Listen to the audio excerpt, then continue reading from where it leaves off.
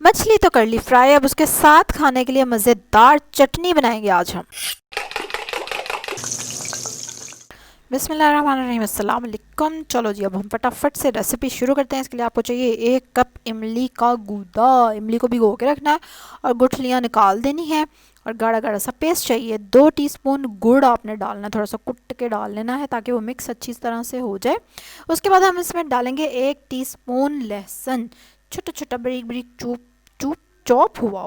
अच्छा, और इसके साथ हम इसमें डालेंगे रेड चिली फ्लेक्स, लाल दड़ा मिर्च। क्या बात है। और इसको आप करेंगे मिक्स, और थोड़ा सा इसमें डालेंगे नमक, है ना, मैंने क्यों नहीं डाला।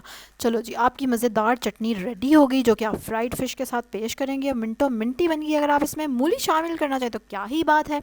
चलो जी, फटाफट लाइक करेंगे इस वीडियो को, सब्सक्राइब करें मेरे चैनल को अगर अभी तक नहीं किया हुआ। कल एक और रेसिपी के साथ आपसे मुलाकात होगी, तब तक के लिए अल्लाह हाफिज़।